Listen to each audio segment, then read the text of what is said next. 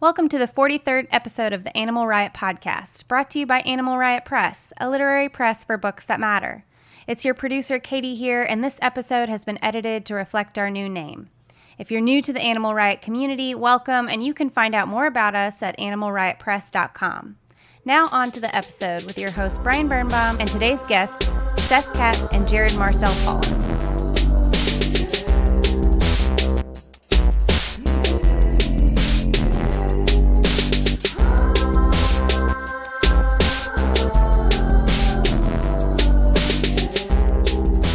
I'm your host, Brian Birnbaum. We're here today with Seth Katz, a writer of fiction and an ardent art critic. I came up with that, copyright it. And you can find his review of Yellow Earth by John Sayles in Slant Magazine come January, for which you're being paid, right, Seth? That is my first paying gig as a writer, I'm happy to say. And we're also here with Jared Marcel Paulin, author of the debut story collection, The Unified Field of Loneliness, and the forthcoming novel Venus and Document, both out or forthcoming from Crow's Nest, the imprint from Political Animal. And so before we get started today, I'm just, I'm going to come out with it. I'm feeling churlish as fuck today. It was supposed the churls? Yeah, I got the churls, dude. It's bad. I got the churls. That's how they say it in Baltimore. Yeah, dude, it was supposed to snow. I don't know if I've announced this on the podcast yet, but I'm basically like, I want to say Paul Cosen's godson, but no one knows who the fuck that is, and they should look him up. Is that the guy who was screaming about the snow so lightning? That's what I'm saying. I'll say I'm Jim Cantori's godson, even though that's bullshit. It's I feel like such a sellout for saying that. But Paul Cosen, everyone look him up. He's the godfather of winter weather meteorology forecasting, etc. But so yeah, if he was with me today here in this room, maybe I wouldn't be feeling like this. Maybe he would have told me exactly what was going to happen. Maybe he would have told me that I was gonna wake up to chimeric dreams of just a whitened New York City, only to find out that, as usual. Was he near omniscient in his ability to predict the weather? I mean, honestly, man, no, because no one is. Let's be honest. No, he was not. He was not, but he was damn good. He was better than the rest. Yeah, he was. He was it. He was so the wait, Messiah. you're not getting snowed in? This was a false alarm? It was, man, and I was on board. The NAM was on board. All right, man, we were in range. The NAM was in range. We were in range. All right. So, anyways, I'm upset. So and that's why we're having this podcast. And that's why we're having this podcast. I will be probably commenting throughout and referencing how upset I am, and maybe getting more specific. But let's try to talk.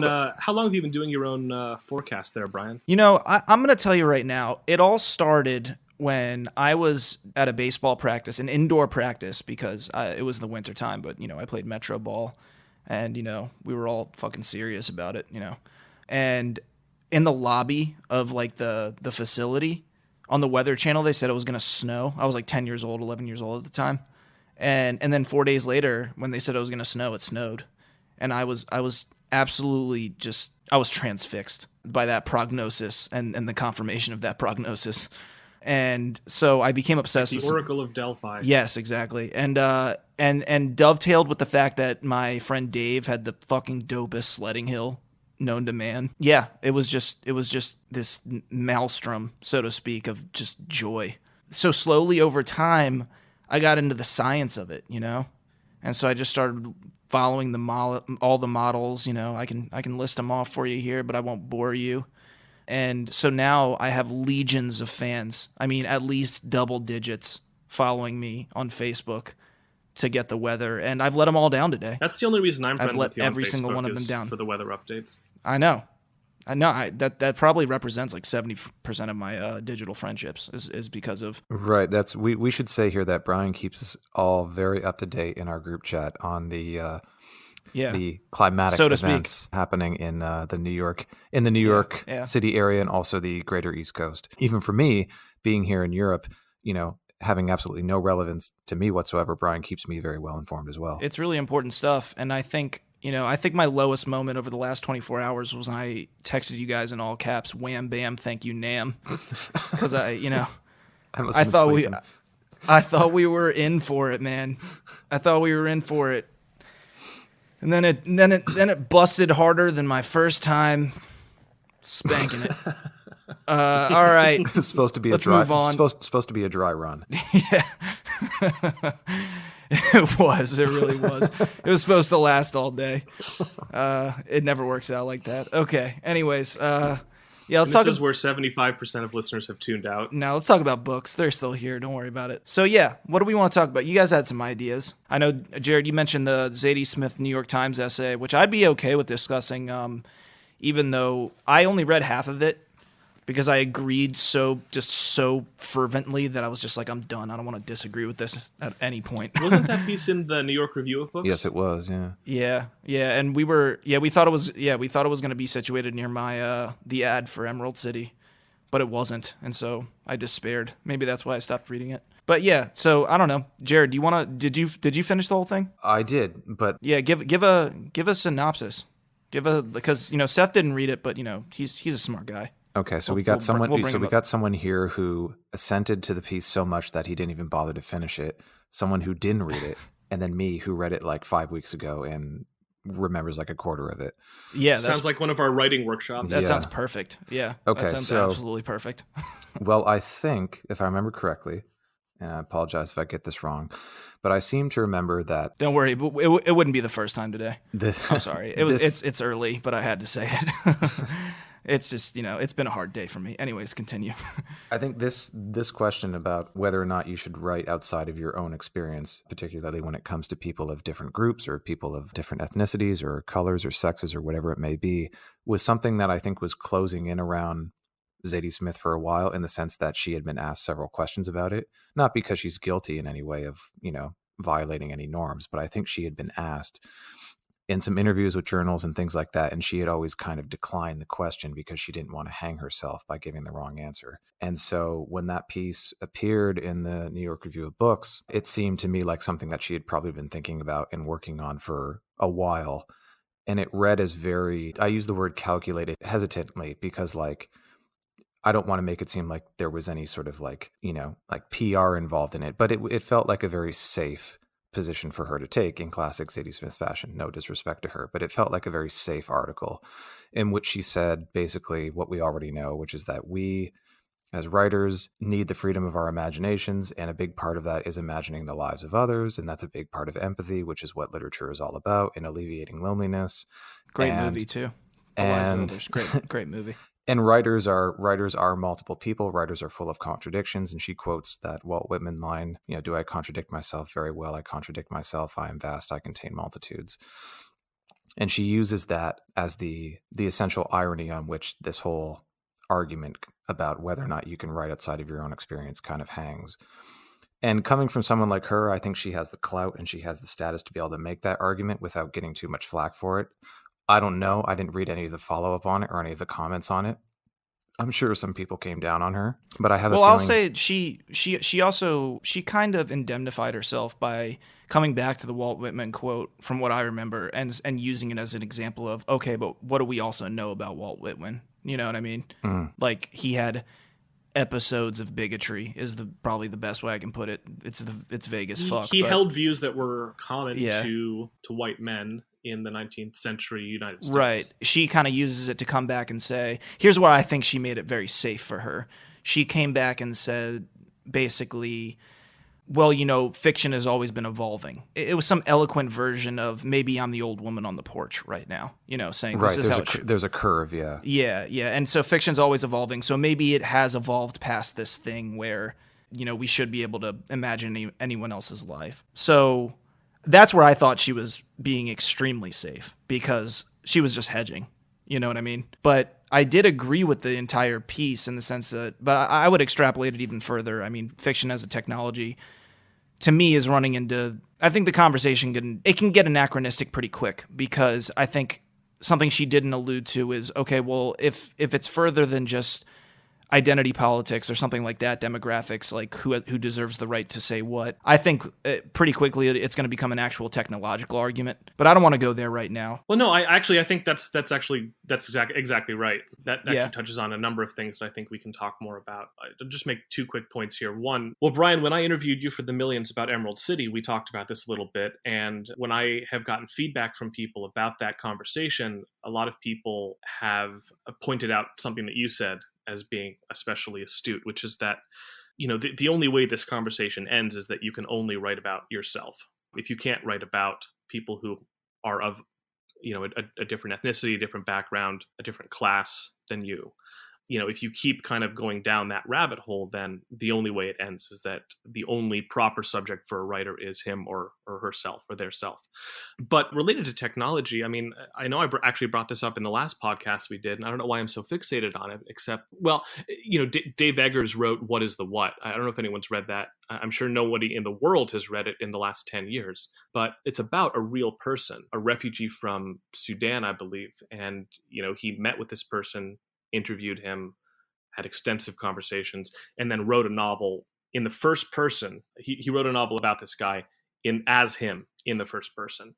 Mm-hmm. And it's hard to imagine that happening today for a number of reasons. But as far as the technological argument that you're making, it seems to me that rather than write a novel in that way, the first thing that anybody would do would be to make a documentary, to let that person tell their own story in a very direct way, rather than having it be mediated through what is, in fact, an anachronistic piece of technology, which is the codex, the novel, the written form. Yeah, and I don't find it to be anachronistic at this point. I still think that, as I said in the interview, I think that we did, that I think the novel is still very relevant. Unfortunately, it's, I think, more relevant than people realize, because I still think language, especially decoding language through, decoding someone's consciousness through language is an enormously beneficial tool for one's emotional and just outright intelligence. But I think I'm especially thinking about maybe 10, 20, 30 years into the future. I'm not expecting us to be, at a point of peer-to-peer like cognition or something at that point, though I do think it's somewhat possible. Elon Musk is out there working on it right now as we speak. Facebook has cochlear technology, that they're working on as we speak, that would do something like this. So if you go down this rabbit hole of who deserves to say what, well, in 10 or 20 years, we're going to be saying who deserves to know what about another person. So to me, it is somewhat of a ridiculous conversation in a way. And let me give you an example why, because that might feel like a tangent. Because Seth, you just brought up the fact that, Dave Eggers went and interviewed this person, right? And the reason you bring that up is because I'm assuming this person is of another race, another ethnicity, another culture. Completely entirely. Alien experience to anything Dave Eggers completely, has ever. Right. And so I just did a podcast with a woman, Atia Abwe, about her YA novel. And though she's a refugee, and though she, has cultural ties to the characters that she wrote in her book, who were largely refugees, whether they were Afghan or Syrian. She was American, she's American, she grew up in California. She was a refugee as a baby, so her experience of coming over here is really blotted out by just, being that young. And in no way, shape, or form, not only do I think she deserves to tell that story because she's a writer and that's just what writers do, but I also know that people in our day and age will give her the benefit of the doubt, the same way that people in our day and age give me the benefit of the doubt writing about deaf people just because I grew up with deaf parents and I have been around deaf culture, which assumes that just because I've had a certain experience, a very specific experience that's extremely generalized, and yes, there's a lot of truth to it, it assumes that I know more than someone else about something. Well, while there are sign language interpreters out there who hang out with deaf people more than I do, who are more fluent in sign language than I am, who might have a greater interest in deaf culture than I do.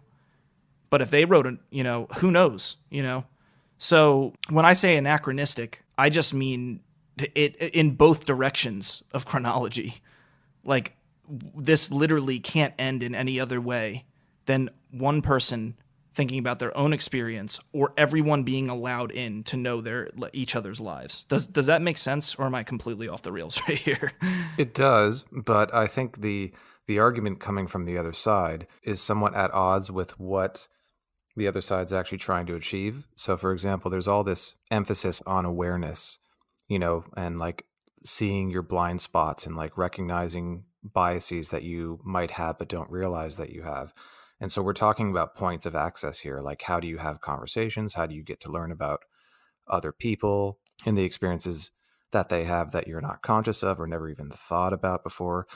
And I see the novel, for better or worse, as a point of access. And talking about what you were saying a moment ago, Brian, you grew up with deaf parents, so you have some access to that culture. It might not be as thorough as some others, but you have enough. You have a hinge into that world where you can allow your imagination to carry you into places that other people who maybe have more access to that world but are not novelists would not be able to go. Mm-hmm. And so they're able to perhaps learn something or glean some kind of insight from your perspective that they may not have known before. And to hold you to a certain standard and say that, you shouldn't be writing about something because you have only shallow knowledge of it is to indict almost, every novelist in the history of literature, because all novelists, as we know, do a certain amount of research for a particular subject, and then you just kind of finesse the rest of it. You do enough to be able to get away with it, to be able to get by, and to make the reader believe. Mm-hmm. This is an essential part of suspension of disbelief, right?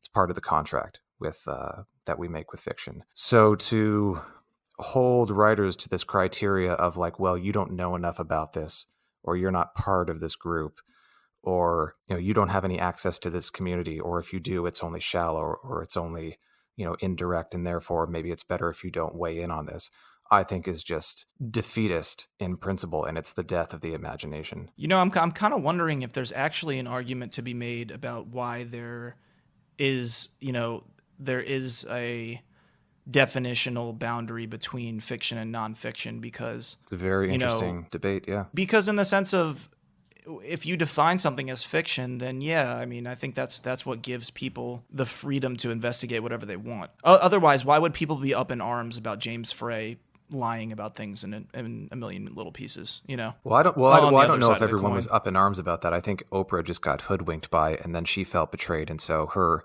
outrage was manifested en masse through everyone else. Yeah. Well, I think some of that was she had a platform in which I think people wouldn't have known. Exactly. Not nearly as many people would have known without Oprah putting it on blast. You know.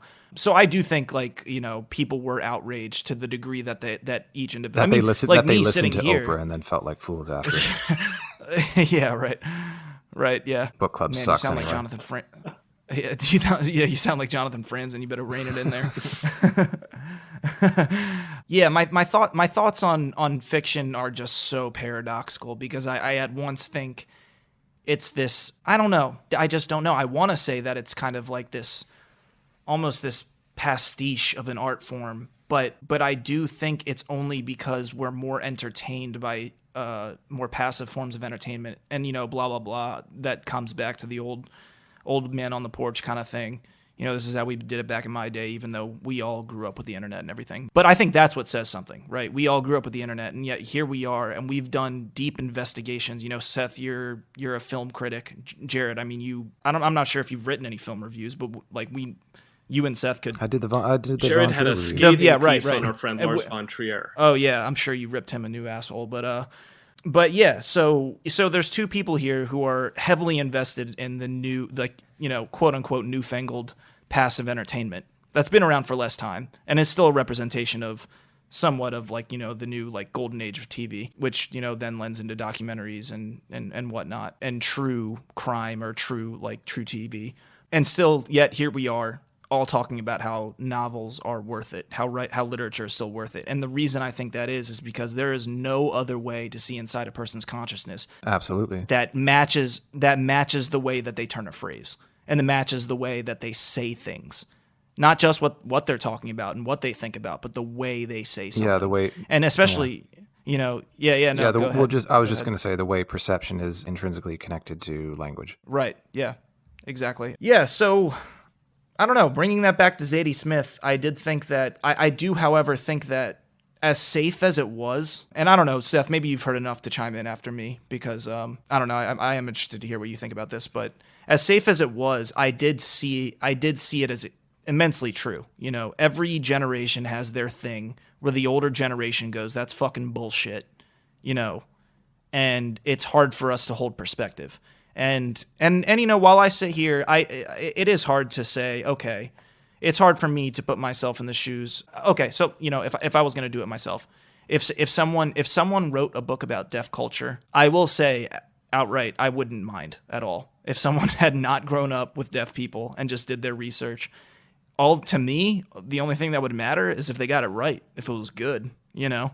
If not, then the book gets shitted on. Jared brought up the word imagination earlier, and we've all kind of been reaffirming this idea of, all that really matters is whether you can pull it off. But then, there's the question of who decides whether the author pulled it off. I mean, you would have some good insight on that. If someone wrote a novel about deaf culture, you would be in a good position to say, is this accurate? Is this fair? Is this true?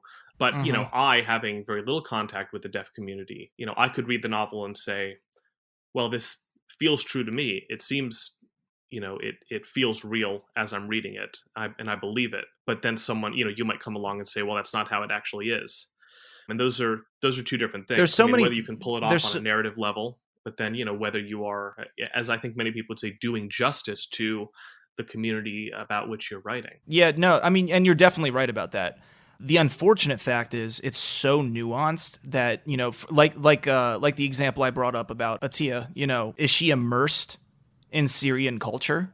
No. But because of certain peripheral traits that she has, that she is technically a refugee, and that, and she's done immense research, and she grew up, it just gets so nuanced. And I'm thinking back now to that, the review that everyone talks about. What was it in? Okay. All I'm going to say is, and this is true, I just have zero actual, I don't know the title, but I just remember there was a book that came out, and someone that was closer to the culture than the person who had written it, I believe it was a white woman who'd written it, but again, don't quote me on this, reviewed the book and gave it a glowing review, and then everyone jumped down the reviewer's throat, kind of saying this was appropriated. That's like the gist of it, So, Seth, that's like kind of going back to the whole. Yeah. Okay. If I can, kind of jump on my John Sayles soapbox for a minute. Yeah, do it. Because I mean, he's John Sayles coming out with a slant. John Sayles. Well, here's the thing. I mean, he's getting paid Sayles, for it. Yeah, John Sayles is one of the. I'll take any opportunity to beat the drum for Mr. Sayles. He's one of the great living filmmakers, but he also has had a very successful career as a novelist since the 1970s. Yeah, that's actually the only way I knew him. I didn't know he made films. I'm not gonna lie. Interesting. Yeah, his output as a novelist has been a little more sporadic since he became a filmmaker. But I think he said he mostly writes during writer strikes when he can't work on screenplays. Then he'll work on prose. Anyway, fucking scab. We'll see. Yeah. Sayles has been renowned throughout his career for his ability to write about so many different communities. I mean, one of his early films was called Leanna. It's about a woman kind of coming out as a lesbian. And his film Passion Fish is about an affluent, soap opera actress who becomes a paraplegic, and her, kind of push and pull relationship with her, kind of nurse or caretaker who's a black woman recovering from, drug addiction. So I'm assuming he's the scriptwriter and the director. Yeah. But also, okay. I mean, in his novels, I mean, Los Gusanos is a novel about kind of Cuban exiles, after Castro came into power. And anyway, the point here is, in the introduction to one of his short story collections, Dillinger in Hollywood, Sayles talks about how the main kind of motivating force behind his writing is curiosity and interest in people. Sayles, if you want to talk about diversity in fiction, I mean, Sayles has been kind of an exemplar of that in practice throughout his career, but he's never fetishized diversity. He's never really made a point of it. It's really just kind of come about naturally by the fact that he is just curious about different kinds of people that he has read about or has met. And I think that should be the the motivating factor behind any fiction writer, is just that interest in other people. You know, Sayles never set out to fulfill some quota in terms of diversity in his work. He just happens to be a naturally curious person, and so he's written about everything from coal miners' unions in West Virginia in, you know, the early part of the 20th century to the Philippine American War. And I think he should be a role model for any fiction writer in the way that he approaches his work. Would that in itself, though, I mean, isn't that the axiomatic argument that everyone kind of, I mean, maybe I'm wrong, that everyone kind of already understands, and like still it's confronted with the fact that he doesn't deserve to do it. And I'll say this with the caveat that I do think film is just a lot more forgiving for some reason. Not totally. I mean, we all know the drama that surrounds the Oscars, especially in terms of representation. And speaking of like fetishizing representation, I mean that's absolutely. Yeah, I honestly don't buy their actual passion for equality in that arena. It's disingenuous as all hell. I mean, that's the thing. Talking about diversity quotas or meeting the demands for diversity, these movie studios like, you know, Disney, for example, which seems to own everything now. They own Star Wars and they own Marvel, and don't get me started on that shit. We have these movies now, like, you know, Captain Marvel's a woman now, and then we have Wonder Woman, and we have, you know, apparently the new Thor movie is going to have a female Thor, and the new James Bond, it looks like, is going to be a woman, and everybody's sort of, you know, glad handing this whole thing and saying like what a mark of progress that is, that we're sort of flipping all of these long-standing institutions that had male leads and making them female leads now. But the fact is that these studios make very expensive products, and they need 99% certainty that they're going to get an ROI on these movies. And so any movie studio that is going to, you know, hinge the whole film on a lead actor that they're not confident will deliver that kind of performance and that kind of money at the box office is not taking any chances whatsoever. These movies that have like these, you know, strong female protagonists now, I'm not being cynical about it, but like there's no risk being taken there. Marvel movies do not take any risks whatsoever creatively. And so Disney shouldn't get any kind of, you know, pat on the back whatsoever for having a female superhero movie. Yeah, I guess that's the not way, diversity. That's just bullshit. That's just pandering. I guess maybe to mitigate any cynicism within that argument is the fact that I think the evidence that you're right is embedded in the fact that if they were really serious about it, then yes, they'd probably make a totally different movie based around a whatever. That was what I thought when I saw, you know, what Ocean's. What was it? Ocean's. What was the Sandra Bullock one? Was it Ocean's 8? Yeah. See, there's another example. Well, but so that was. There's no reason that had to be tied into the existing Ocean's franchise. I mean, they could have said, all right, let's just make a heist movie, but with a bunch of women. No, but that's the thing, though. It's like that's the studio hedging their bets. It's like, we don't have the confidence in this film in and of itself and the cast, and so we'll make it like a spin-off of this other series that everyone loves, and that'll be more reliable and more bankable. Right, because the film they don't deserve it. Yeah, they don't deserve any credit whatsoever for having an all-female cast and doing something like that. I see it two ways. I mean, I see it in the cynical way that you do, in the sense that I'll take it even further. It's like I think they can sort of trick people into thinking that they're doing something special when, yeah, you're right. Sandra Bullock's already huge. She's been making money.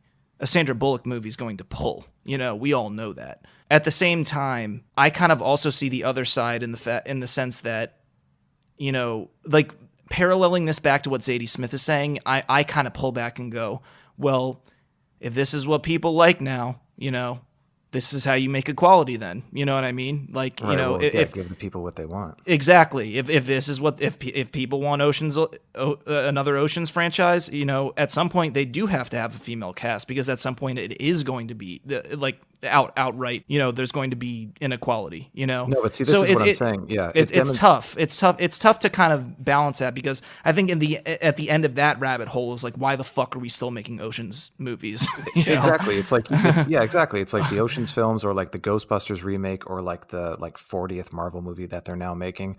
All of these franchises demonstrate a complete lack of imagination and originality on the part of these movie studios. But like, you flip the cast and you make them all female, and suddenly it's like, oh, this is, Disney is so woke now. Like they're really right. They're really hitting the mark, and they're really recognizing their blind spots and like all that other shit that people love to hear, right? And I'll say it to another point of like mitigating the cynicism in it is that you look at the movies that have that same cast, like the Ghostbusters movies. A lot of the people that were in that movie were also in a movie like Bridesmaids, completely original idea in the genre of that kind of comedy that was coming out, and that movie was huge. You know what I mean? So like, yeah, I do know what you mean. They're doing something they don't need to do just to pander, and really it is about the money, and it is kind of bullshit. So it does take away from this idea of that these big corporations are doing something virtuous. But I don't know. I'm trying to bring it back to fiction, because like, how does I'm trying to wonder, how does that relate to the idea of whether who deserves to say what? I mean, I see something about like, we could go back to the studio, and say, okay, they're deciding to make this movie. Who's in that room? You know what I mean? Mm-hmm. Is their board of directors still completely imbalanced? I don't know. I'm trying to find a connection between. Well, I think this is why this relates to what you said earlier about why it's easier to get away with certain things in film, and that's because it involves a lot of different kinds of collaborators. I mean, if you're John Sayles and you're writing characters who are Cuban, and then you cast them with actors who are Cuban, they are actually bringing their real experiences to their roles. So even if you have been somewhat deficient in the writing, which Sayles never is, but let's for the sake of argument, you might. The actors might save your ass a bit by telling you either by actually suggesting revisions or just by filling out the role emotionally in a way that nobody else could do. Yeah, well, and this goes both ways too. And I should say, on the other side of this argument, like going in the other direction, I'm actually completely for casting unknown actors, or maybe not even unknown actors, but famous actors from other countries or of other ethnicities in certain Hollywood movies. So if you think, for example, like a movie like the Ridley Scott film about the Exodus story, the Gods and Kings movie with Christian Bale, like I think Christian Bale played Moses in that movie. And Ridley Scott was criticized for that. And he said like, well, if I had cast like some Egyptian guy in that movie, it wouldn't have made any money, which is ridiculous, of course, because there's actually a long history of very talented and successful Egyptian actors in Hollywood, and Rami Malek is an example of one currently, and he won an Oscar last year for Bohemian Rhapsody. Or take a film like, I don't know, like Valkyrie or something like that, where like Tom Cruise plays like Klaus von Stauffenberg or something like that, and he doesn't even put on an accent for it, and it's completely ridiculous and unbelievable having an American like that play a Nazi officer. So like, Hollywood made these movies all the time where like they banked on their stars to play roles that they totally were not suited to play. And now, Charlton Heston in Touch of Evil, in brownface playing a Mexican. I mean, what the hell was that? I think the point is that it's not that Sandra Bullock and company aren't equipped to play an Ocean's movie. It's that they're throwing this thing together without the thought of making something that they really are behind. It's that it's lip service, right? It's lip service to the idea, rather than saying, let's actually create something, that's made for the originally, or if we're going to do an Ocean's movie, let's bring someone in who's passionate about the project, or else we'd all be talking about, every single, we would all be screaming for this franchise to continue, Right. So it's about authenticity. Maybe, yeah, exactly. It's maybe trying to bring this back to the Zadie Smith piece and to literature. I just want to say, just to put it out there, I don't think we need to pat ourselves on the back for being so accepting of something that we already know we're accepting of. So like, we don't need to pretend that Black Panther's a better movie than it actually is. Like, we don't need to make ourselves feel good about stuff that we already know that we're ready for and we have been expecting for a long time. So I'll just say that. But as it relates to the Zadie Smith piece and the question of literature and what literature is able to do and what it, I guess you could say, ought to do or what it could do, I think it goes to this question of whether or not you believe that art should be on its best behavior. So this is the argument. This is the curve that the culture is on. So if the culture is going in one direction and it's starting to demand something, if the spirit of the times are changing, does art have a responsibility to meet those demands at best, or at worst, very cynically kowtow to them and pay lip service to them like these Hollywood films are. So is it now incumbent on novelists to sort of recognize which way the winds are blowing and to write for the audience now in this way? Does fiction have to be on good behavior now? Does it have to be responsible for what it says because the audience has a level of sensitivity that in the past they didn't have? That's a really good question. Honestly, I wish I could say something different, but I can't help but keep coming back to the fact of, is it good or not? Right. And I say this matters. Because I'm thinking about two really good examples, because they're set in times when Zadie Smith's White Teeth came out. And I'll say up front, I think that's why that's where a lot of her responsibility is born from. Because I think you look at that book and she's writing about a range of cultures from which she doesn't really come from, except for the fact that she's English, But so The Wire came out around that time, maybe a little bit after, but pretty much around that time. And it was very called for because Jared, you're talking about the responsibility of art. Well, the responsibility of art was, we have a system called the war on drugs that's completely ineffective and pretty much breeds the problem that it tries to solve. And a lot of that is, inner city, largely black poverty, which breeds the kind of crime that, comes from, a need for sustenance, honestly. Of course, like there are malevolent features that come out of greed, when someone gets too big or something, blah, blah, blah. But I think art called for that at that time. And in no way was that a show that pandered to anything. It was just so fucking real. We all know that's one of the best shows ever made. But and then you fast forward and you have a show like Moonlight. At the time that The Wire came out, a movie like Moonlight. At the time that The Wire came out, in The Wire, you can hear homophobic slurs just thrown around casually. It's like all of those shows at the time. You go back and watch Friends, like sitcoms like that. You kind of cringe. You know what I mean? But the thing is, and I'm not justifying that at all. I'm saying quite the opposite. I'm saying Moonlight is one of those movies that it's like, we're looking at what's the reality on the ground, and they just depict it so perfectly that it's just a great movie. That's what it comes down to. It's just real. That's it. When we see, and that's why, to me, it's like this discussion always begins with, is it good? Because in the end, when I look at, a Marvel movie, I just don't think it's good. So when you remake it with like a certain cast and rebrand it as a certain way to appease like a certain demographic that we all know has been oppressed and like we all know is disenfranchised, it's honestly, to a certain extent, at once I think it's great, because I think in a way it needs to happen. At some point, moves need to be made. And I do see that angle, but it's also in the same sense kind of insulting to me. It's kind of like, being Jewish myself, I've heard so many fellow Jews say, I cannot watch another Holocaust movie. It gets to the point where it feels like they're just soliciting this like suffering. You know what I mean? And and we have the great ones like Schindler's List, Sophie's Choice, all this shit. I wouldn't put Schindler's List up there, but oh, you don't like that movie? Wow. I'm not saying that. Fair enough. It's awfully sentimental. Yeah. Okay. What you say? Okay. Well, relating this back to literature, keeping this on the track of literature. Seth, I know that you know this. Philip Roth got a lot of flack for that in the early days from the Jewish community, because he wrote about the families that he knew, the Jewish families living in New Jersey, and he portrayed them as sort of petty and neurotic. Frugal and neurotic and like concerned about money, and like very sort of puritanical and having very sort of archaic attitudes about sex and like all these sort of Jewish stereotypes that you would expect. And he got a lot of flack from Jewish critics, especially, saying like, people have been saying this stuff about us for, hundreds, thousands of years, and now you're gratifying all these stereotypes by writing these books. Like, you should know better. Like, you have a responsibility to not do this. And this is exactly, I think, what we're talking about here. It's like, there's a distinction between being good and getting something right. And art can be good and get something right at the same time.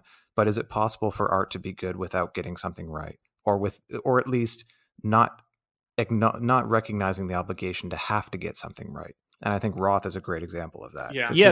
His novels are almost certainly not right in that sense. That's very interesting, and it's a dangerous question in these times. But I really like the question because his novel, The Ghostwriter, is go ahead. No, I was just gonna say again. That's why I think that there is a definitive boundary between fiction and nonfiction, but that boundary is when we were in grad school, we were all jerking off to the fact of like, blended genres, like, on this abstract theoretical level. But in the end, if someone wants to write a slave novel in this day and age, you just can't, because you're going to get something wrong and you're going to piss someone off, even though, the fact is it's just fiction.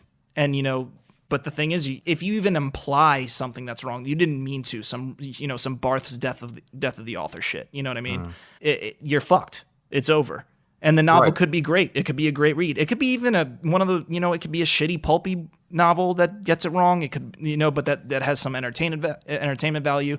It could be this. I don't know, but it could be literature with a capital L. But at the same time, I think it's an absolutely it's a relevant question, because again, going down the rabbit hole, it's like then where do you stop? If you want to make a Marvel movie, and there's a bunch of people who say it sucks, then is that wrong? Scorsese says it is, So if you make a film that sucks, but like it satisfies all the quotas or all the demands that people are calling for, like, is it a good film? That are absolutely in vogue. The demands that are absolutely in vogue, which we have proven time and time and again that, history is our greatest teacher, and that we as humans fail time and time again in our mores and values. Right. So let's just do like a thought experiment here. Let's just imagine, not being cynical about this, let's imagine this, for real. Let's imagine like a comic book movie or a superhero movie that's going to be produced by Disney, where the superhero is like a transgender character or something like that, or like the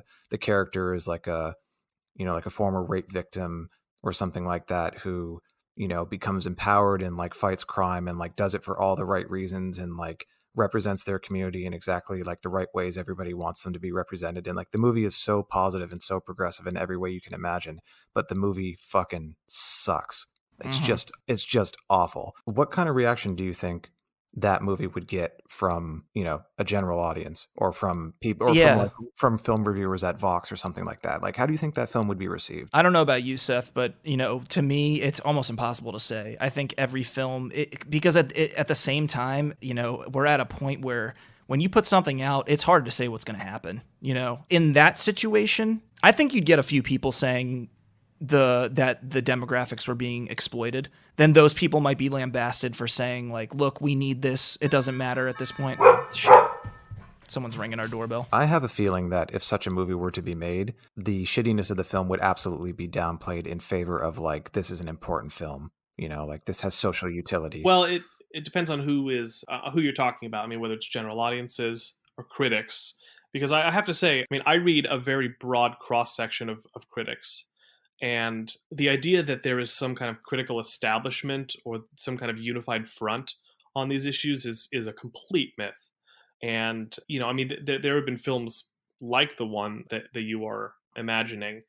And, you see all different kinds of reactions. I definitely don't think that people are completely, throwing away any kind of art, any kind of aesthetic criteria, in favor of social utility. Well, I don't even think we need to imagine this, though. I could have just used Black Panther as an example, because Black Panther is pretty much what I'm describing. Black Panther was such a boring. I'm not going to defend Black Panther artistically, but that's also, that is a very competent, slick, well done movie. I don't think that is quite the piece of shit that you were talking about. Well, no, it's not. No, it's not. It's not a piece of shit, but it's no better than any other Marvel movie. Yeah, you're probably right. I would disagree. That. No, I would disagree there. I personally, maybe that's my personal taste, but I would disagree there. But like the adulation, like the self-congratulation that you saw at like the Golden Globes and the Oscars last year, it was disgusting. What you're talking about what you're talking about is what Harold Bloom rather controversially dubbed the School of Resentment.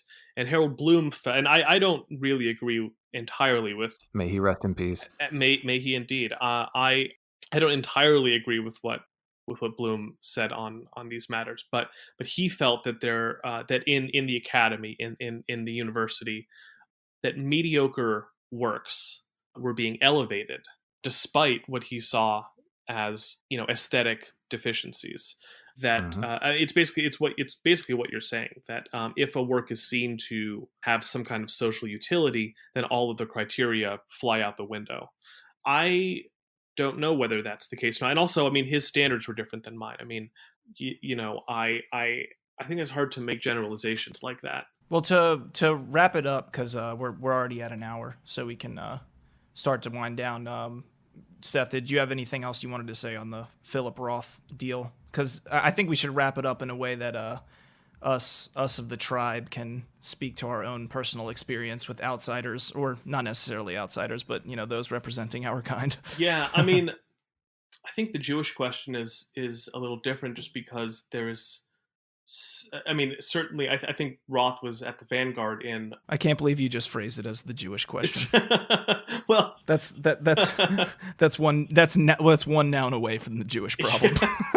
Well, but I mean, Roth was kind of at the vanguard of that in American letters, certainly kind of within the modern era, and there's just been such a saturation within American storytelling of Jewishness. So I don't think that there's any shortage of examples that you can look to. So in that way, I mean, whether it's Woody Allen, whether it's Larry David, whether it's Philip Roth or Saul Bellow, or whether it's Mel Brooks, I mean, well, not to cut you off, Seth, but that tradition did not always exist. That tradition is actually quite new.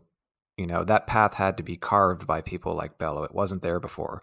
We take it for granted now, and we consider books by Bellow and Roth to be canonical, but at the time those dudes were writing, it was anything but canonical. Right. And I mean, to go back to what you were saying about Roth, I think, his novel, The Ghostwriter, is kind of the seminal text on this question, because as I recall, the one of the refrains running through the book that the main character, who is a novelist, is asked is this good for the Jews? Or at least, if it's not even, I don't remember whether it's phrased that way in the book, but that question kind of hovers over the whole novel. And I think that's a question that has hovered over Roth's entire career.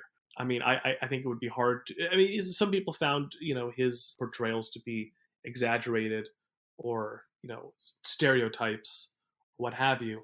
But I think Roth just saw them as true and authentic. But then there's this sort of external question of, is this good for the Jews? How will, what effect will this have if a Gentile reads this on how they see our people? Right. And that's the thing, external criteria. Mm-hmm. Yeah, exactly. I mean, I don't know that that's necessarily the question that a writer should be asking during the composition process. I'll say one more thing, and I do think this actually might do, it might be a simulacrum of putting a bow tie on this. Our beloved Dave Chappelle said that the biggest problem in our country right now is that we're not able to disagree peacefully. And so when it comes down to something like, well, do I like this movie or this book? And maybe it did get something wrong culturally. The fact that that's not okay, to me, might be the thing that is not okay right now. I think that's what best represents it for me. Unless there's something outright just, I mean, there's just bigotry and chauvinism just slathered all over something, and it's obvious. I mean, I think it needs to be more okay for us to say, okay, well, maybe this person's got some things wrong, but for example, for someone to have to apologize for something that they never intended, or pull a $500,000 book for something they never intended, I don't know if that's good. That kind of breaks the code of dialectics, in my opinion, of having a good, honest conversation about something. And I'm certainly not in favor of censorship. Yeah, I was about to say. That's what I was about to say. It smacks of censorship a little bit, and that's my big problem about things right now. Because, I mean, especially, and I'll also add, something that I've talked to a lot of people about is the fact that there's a high selectivity when it comes to social justice. And, coming from someone who has deaf parents, and the phrases you'll see in the newspaper, and the sort of words that people will use, something like, oh, this person, turned a deaf ear to this, or when it comes to this, someone's deaf and dumb, or something like that. No one talks or something like that. Yeah, or what are you deaf?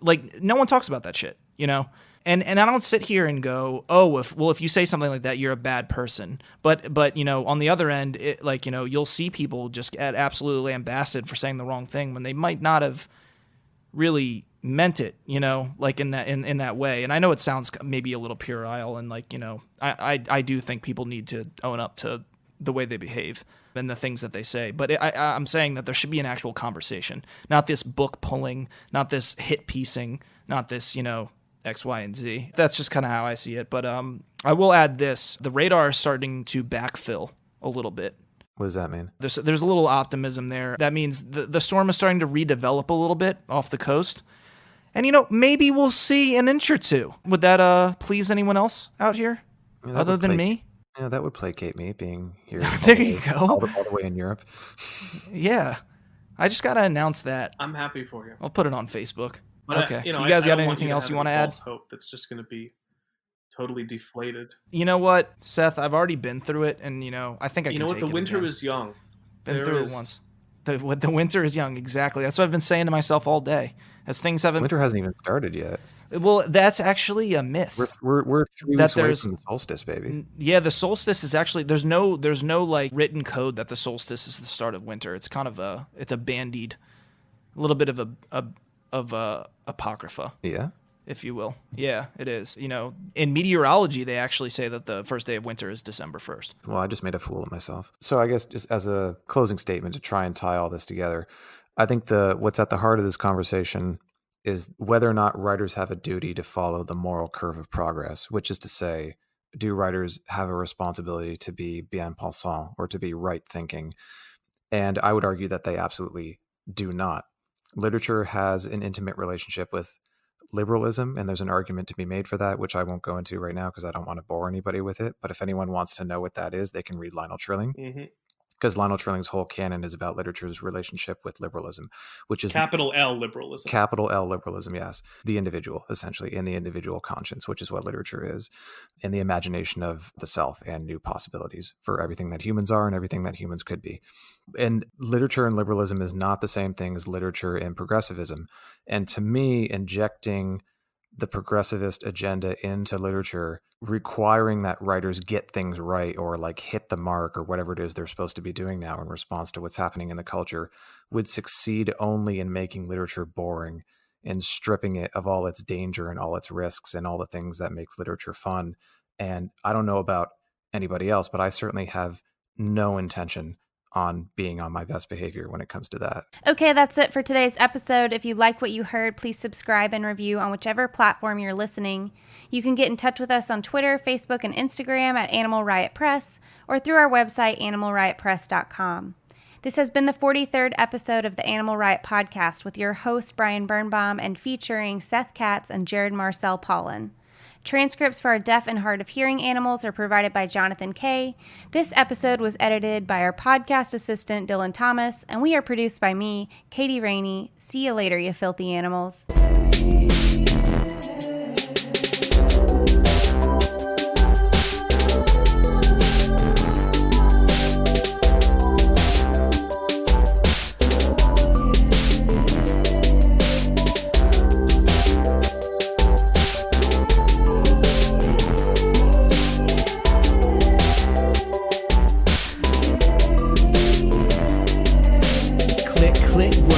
Sir, it's the burn. Bombing on y'all and getting gully as the fern.